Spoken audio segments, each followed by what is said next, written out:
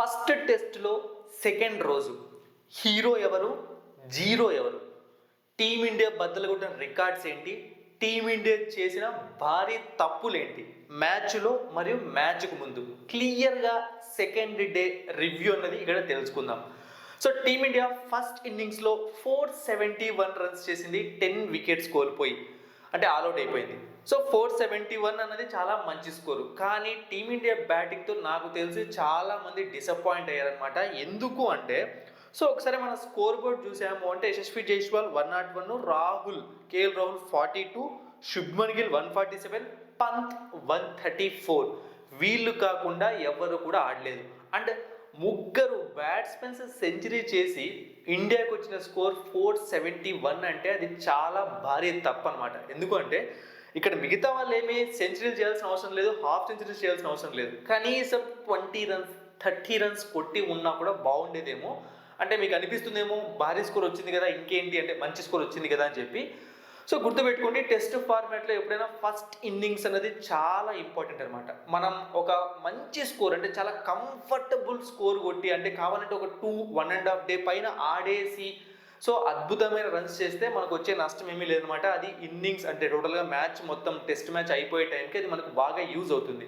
So దాన్ని team India utilise చేసుకోలేకపోయింది batting pitch అని చెప్తున్నాను. అంటే బ్యాటింగ్ బాగా అనుకూలించే టైంలోనే టీమిండియా వికెట్స్ పడ్డాయి అంటే మీరు నమ్ముతారా? అవును. సో సాయి సుదర్శన్ పక్కన పెట్టేయండి, ఎందుకంటే ఫస్ట్ టైం ఆడుతున్నాడు. సో అది కూడా ఓవర్సీస్ కండిషన్స్లో ఆడుతున్నాడు కాబట్టి డక్అవుట్ అయ్యాడు. అండ్ తను ఆడుతాడన్న నమ్మకం కూడా చాలా మందికి ఉంది. చూద్దాం ఏం జరుగుతుందో. బట్ కరుణ్ నాయర్కి ఏమైంది అంటే ఒక్క ఛాన్స్ కావాలి అన్నాడు, ఐపీఎల్లో ఛాన్స్ వచ్చింది, ఒకే మ్యాచ్ ఆడాడు. ఇప్పుడు కూడా ఒక్క ఛాన్స్ అని చెప్పి 7 years తర్వాత వచ్చి మళ్ళీ డక్అవుట్. సో ఇలా ఆడితే మళ్ళీ ఛాన్స్లు ఎందుకు వస్తాయి చెప్పండి? నమ్మకం పెట్టినప్పుడు టీం అన్నది ఆ నమ్మకాన్ని మనం పెట్టుకోవాలి కదా, అక్కడ తప్పు జరిగింది. అండ్ టీమిండియా చేసిన భారీ తప్పు ఒకటి ఏంటి అంటే కుల్దీప్ యాదవ్ని ప్లేయింగ్ ఎలెవెన్లో పెట్టుకోకపోవడమే అనిపిస్తుంది. ఎందుకంటే శార్దూల్ ఠాకూర్ని పెట్టుకున్నారు. తనని పెట్టుకోవడానికి కారణం ఏంటి అంటే ఆ బ్యాటింగ్ డెప్త్ పెంచుకోవడానికి, రన్స్ చేయడానికి. బేసిక్గా బౌలింగ్ కోసం తనను పెట్టుకోలేదు, ఎక్కువగా బ్యాటింగ్ కోసమే. తను బ్యాటింగ్లో ఫెయిల్ అయ్యాడు. సో బౌలింగ్లో కూడా ఇంతవరకు తనకైతే వికెట్స్ పడలేదు. ముందు పోయే కొద్దిగా పడతాయి లేదు కూడా మనం చెప్పలేము, ఏమైనా జరగచ్చు. సో కుల్దీప్ యాదవ్ని పెట్టుకొని ఉంటే కొంచెం ఆ ఎక్స్ ఫ్యాక్టర్ ఏమైనా యూజ్ అయ్యేదేమో అనిపిస్తుంది అనమాట. ఎందుకంటే ఇన్నింగ్స్ సెకండ్ ఇన్నింగ్స్లో కానీ లేకుంటే 4th డే 5th డే ఏమైనా చేంజెస్ జరిగినప్పుడు పిచ్లో ఖచ్చితంగా స్పిన్ టర్న్ అయినప్పుడు యూజ్ అయ్యేదేమో ఇదనమాట. సో టీమిండియా 471 రన్స్ చేసింది, 10 వికెట్స్ కోల్పోయి. ఇక ఇంగ్లాండ్ బౌలింగ్ విషయానికి వచ్చాము అంటే బైడెన్ కార్డ్స్కి 1 వికెట్, జార్జ్ టంగ్కి 4 వికెట్స్, స్టోక్స్కి 4 వికెట్స్, షోయబ్ బషీర్కి 1 వికెట్. అండ్ వాళ్ళు వికెట్స్ తీశారు అనడం కన్నా మన వాళ్ళు వికెట్స్ ఇచ్చారు అనడం కరెక్ట్ ఏమో అనిపిస్తోంది.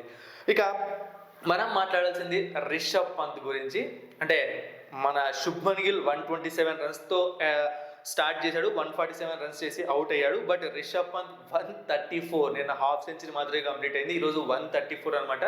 దుమ్ము దులిపి అవతల పడేశాడు. చాలా అద్భుతమైన బ్యాటింగ్ టీమిండియాకు. అండ్ ఫ్యూచర్ పరంగా కూడా ఒక వైస్ కెప్టెన్ అండ్ అలాగే ఓవర్సీస్ కండిషన్స్లో టీమిండియాకు one of the best wicket keeper batsmen అనమాట. ప్రజెంట్ ఇండియన్ క్రికెట్ హిస్టరీలో అయిపోయాడు. సో ఇలాగే కంటిన్యూ చేయాలని కోరుకుందాం.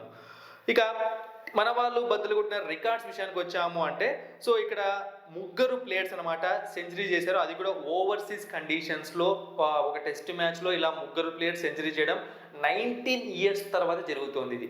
సో నాకు తెలిసి 2009లో జరిగింది, 2006లో జరిగింది లాస్ట్ టైం. మళ్ళీ ఇప్పుడు 19 years తర్వాత ఇప్పుడు జరిగింది అనమాట. సో ఇక ఇంకొకటి ఏంటి అంటే రిషబ్ పంత్ చేసిన ఒక సూపర్ సెంచరీ అనమాట. అది ఏంటి అంటే 7th టెస్ట్ 100 కంప్లీట్ చేశాడు. అండ్ MS ధోని క్రాస్ చేసేసాడు. వన్ ఆఫ్ ద బెస్ట్ ప్లేయర్గా చరిత్రలోకి ఎక్కేశాడు వికెట్ కీపర్స్ లిస్ట్లో. ఆల్రెడీ ఇంతకుముందు చెప్పేశాను ఇదనమాట. ఇక బౌలింగ్లో ఒక రికార్డు. సో ఇక ఇంగ్లాండ్ వాళ్ళు బ్యాటింగ్ స్టార్ట్ చేశారు. చాలా అద్భుతమైన స్టార్ట్ ఇండియాకి దొరికింది. బుమ్రా యాజ్ యూజువల్ బుమ్రానే అనమాట. కండిషన్స్ ఎలా ఉన్నా, ఫార్మాట్ ఏదైనా, గ్రౌండ్ ఏదైనా సరే మనకు ఏదైనా ఒక సేవియర్ ఉన్నాడా అంటే అది బుమ్రా మాత్రమే. బౌలింగ్తో మాత్రం చాలా డిసప్పాయింట్ అయ్యాను అనమాట నేను మాత్రం. ఎందుకో చెప్తాను చూడండి. సో బుమ్రాకు ఫస్ట్ వికెట్ వచ్చింది. అంటే వికెట్స్ పడే టైంలో బుమ్రాకు సరైన సపోర్ట్ దొరకలేదేమో అనిపించింది నాకైతే మాత్రం. ఎందుకంటే ఆ కొద్దిసేపు ఎక్కువసేపు ఏం లేదు, ఒక 10-20 overs వరకు వికెట్స్ పడే పొజిషన్ ఉంది.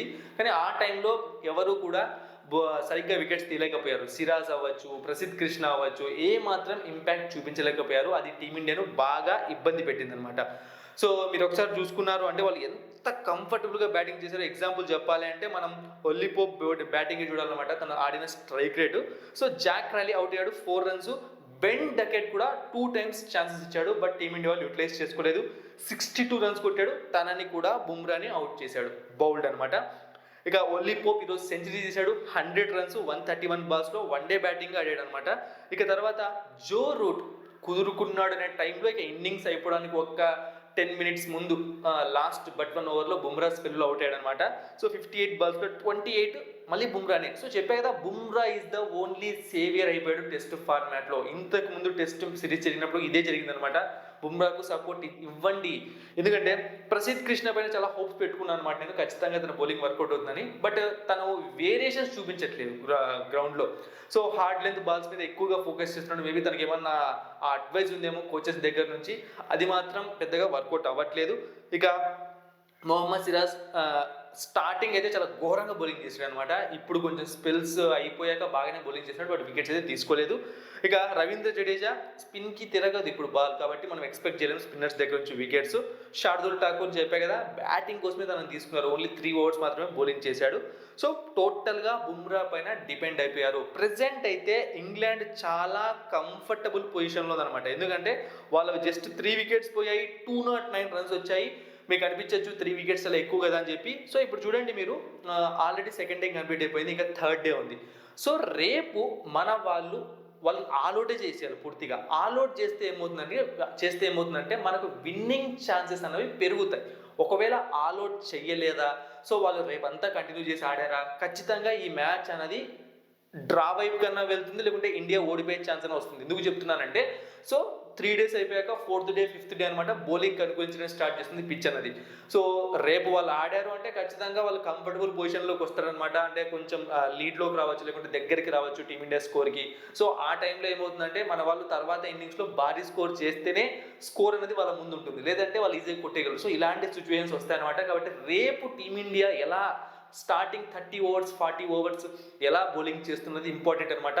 మిగతా వాళ్ళు వికెట్స్ తీరాలి. So hero of the day విషయానికి వచ్చాము అంటే ఆబ్వియస్లీ 2 హీరోలు ఉన్నారన్నమాట మన ఇండియా వైపు. అది ఒకటి రిషబ్ పంత్, ఇంకొకటేమో జస్ప్రీత్ బుమ్రా. బట్ రిషబ్ పంత్కి బ్యాటింగ్లో సపోర్ట్ వచ్చింది, ఒక 2 సెంచరీలు చేశారు. కానీ జస్ప్రీత్ బుమ్రాకు ఎటువంటి సపోర్ట్ రాకుండా, ఎందుకంటే బౌలర్ అన్నవానికి గ్రౌండ్లో ఒక మోటివేషన్ కావాలి. మోటివేషన్, సపోర్ట్, ఇన్స్పిరేషన్ అంటారు కదా. ఎందుకంటే ఒక్కడే అన్ని వికెట్స్ తీయలేడు కదా. సో అలా లేకుండా తను ఒక్కడే ఒక టార్గెట్ వైపు వెళ్తున్నాడు. అందుకే బుమ్రా ఈజ్ ద హీరో అనమాట. ఇక ఒల్లీ పోప్ కూడా అద్భుతంగా బ్యాటింగ్ చేశాడు. ఓన్లీ మన వాళ్ళని మాత్రం పొగుడుకోకూడదు, తను ఇంగ్లాండ్ వాళ్ళకు హీరో అయ్యాడు. విలన్ ఎవరు అంటే మాత్రం కరుణ్ నైర్ అండ్ ప్రసిద్ధ్ కృష్ణ, ఈ ఇద్దరే టీమిండియాకు బిగ్గెస్ట్ విలన్స్.